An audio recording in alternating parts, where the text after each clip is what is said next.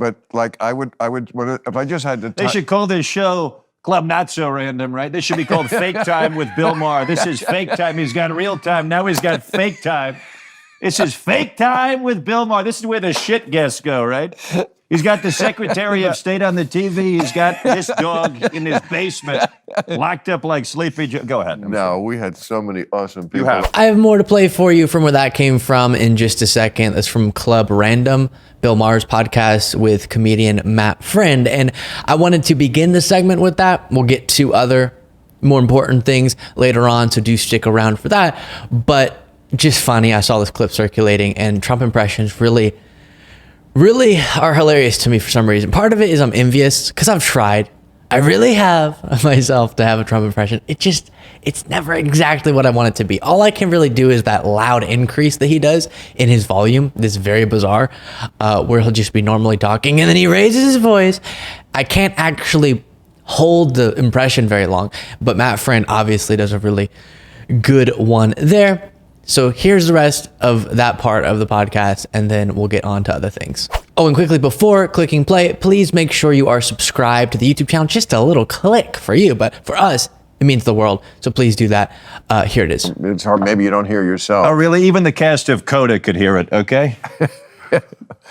I'm sorry. I want to get you doing Trump. Okay, so because this is me, but this is real because That's great. I did meet him twice. Okay. And I would say to him, if we just were shooting the shit, Sure. You know, like, I don't want to start a fight. I know you're running for president, and I know This is my friend Ghislaine. you're a criminal, and but we're not going to talk about that. I see. Do you remember that time I met you in the club Moomba in New York? Do you remember that, Mr. No. President? Okay, well, Mumba's a great place. Sounds like the name of an African-American in the NBA. This is Mumba, number 17 on the Lakers, Mumba. Remember, it was on 7th Avenue, downtown. It was the spot. I mean, I wasn't surprised that you were there. Well, I actually created Mumba. It was a great place. I invented Mumba. But, Mumba's a great friend of mine. I know the guy Mumba very well. Mumba, he was in that great movie Coming to America, which was great with Eddie Murphy, Mumba and Murphy. But Mount Mumba's a smart and tough guy, right? He's a tough guy. No, this was a club. And then I also met you at the Playboy Mansion. Do you remember? That was great. It was the Midsummer Night's Dream Party. Everyone was in pajamas, and you were in a suit, a power suit. Let me sit on the edge like I'm taking a shit. That's right. Before you were president, always so nice. Like, that's true. You know, it's odd that you're such a hard ass as a politician. Well, I think it's very unfair when you say that because people are saying that I'm a hard ass, but I'm just a tough guy. I care deeply about this country. I knew John Adams very well. He was a friend of mine, John Adams. We wrote this thing together. Much too old. When we played golf with Lincoln last week. He's a great. We played golf. Much too young. Lincoln was a great friend of mine. We golfed, and the beard was my idea. That's so turn that off, That's please. ridiculous. Okay, so we got the fun, silly. Now let's talk about a really important Trump-related thing that I wanted to include in this segment, and that is how he's trying to deal with abortion rights. And right now, it's a struggle for him because his record's clear. He is responsible for, through the justices he got onto the Supreme Court, the overturning of Roe v. Wade, and thus, through the transitive property, everything we're seeing now happening. Because the power would not be in the hands of the states as it currently is to do the horrible things we're seeing done in red states if it weren't for Trump getting those justices onto the court. So he should be blamed for that. And the harm that people are experiencing, they should attach to the name Donald J. Trump. And he's trying to do everything that he can to make sure that's not the reality going into this election. And I'll play a video for you where CNN plays a few different clips of Trump sort of wiggling around on this issue. But before I play it, I noted in a past segment the very real phenomenon, which is that Trump is terrified of abortion rights becoming the issue in this election, the core defining or one of the core defining issues that people are focused on in this election. I do think that democracy and the way that Trump threatens it, his authoritarian ambitions, and the long list of things that we talk about on a daily basis, included in that, will be a huge focus, and it should be. And he knows that if on top of that, people understand and then vote accordingly, that the horribly unpopular things being done on the subject of reproductive freedoms are in large part his fault, and he put these things into motion, then he will absolutely lose against President Joe Biden in November. And so that's why he's not being very clear with where he stands. Here's some reporting from CNN. DeSantis is willing to sign a 5-week and 6-week ban. Would you support that? You think that I goes think what too he far? did is a terrible thing and a terrible mistake. Now, I happen to be for the exceptions, like Ronald Reagan, with the life of the mother, rape, incest. If you talk 5 or 6 weeks, a lot of women don't know if they're pregnant in 5 or 6 weeks. The number of weeks now, people are agreeing on 15, and I'm thinking in terms of that, and it'll come out to something that's very reasonable. But people are really, even hardliners are agreeing, seems to be 15 weeks, seems to be a number that people are agreeing at. But I'll make that announcement at the appropriate time. And this is one issue that voters give Biden an advantage over Trump on. Will it make a difference in November? And Biden is out with a new ad attacking Trump for his position and blaming Trump for the abortion rights being taken away from millions of women across the country. So we're going to see this is going to be a theme over and over again on behalf of Biden and Democrats heading into the election, and they sense Trump's and Republicans' vulnerability on it. Yeah, so he's been saying for a while, very soon I'm gonna, oh no, not trying to do that impression, don't worry.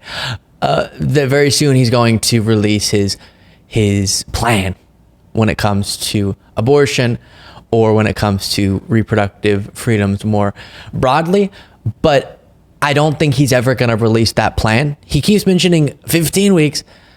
I think he's going to keep on waffling until Election Day, because any of the stances that he would put out there wouldn't be extreme enough for his base, or would be too extreme for the majority of the country. And I'll just remind you that we're seeing this issue, if you're not aware, now with the attacks on IVF, just more broadly, reproductive freedoms. This issue is a political winner for Democrats, as it should be, and is a motivator, like few issues have been in recent history, for people to go out and vote in numbers that aren't expected. So what I mean by that is, in 2023, when we analyzed special elections that were held and you compare the polls right before the election and actually how the election turned out, Democrats just kept overperforming. And you would see this trend where if at the center of the competition was a discussion about reproductive rights, then the Democrats did way better even than expected. And so that was a trend that was pretty stark and notable.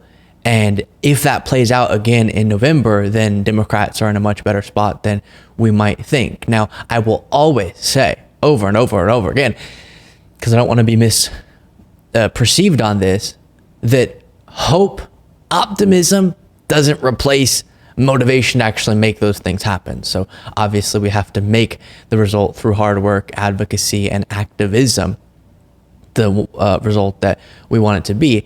But I do see a lot of optimism as we get closer to November because of a lot of different things, reproductive freedoms being one of them. And then to continue on what I was saying before about the overperformance of Democrats in a lot of elections, then you saw even in red states when there would be a direct ballot initiative. So not just Republican legislators doing things, but direct ballot initiative, people speaking on this issue, Ohio, Kentucky, even Kansas, reproductive rights would win time and time again. If that's happening in red states, then it's really strong representation of just how motivated people are about protecting reproductive rights and how outraged people are with the harm being done to people because of these extreme laws being implemented. The latest example being in Florida, the 6-week ban now being enabled. And so if this ends up being something, as I think that it will, that comes into focus for people, and I'll keep reminding you that a lot of people haven't even started to engage in this election. We have, but a lot of people wait until the last minute to really engage and pay attention. If what they're focusing on as they do start to pay attention includes in a major way reproductive rights, then Republicans should be, as they seem to be, terrified about the electoral result that could come of that.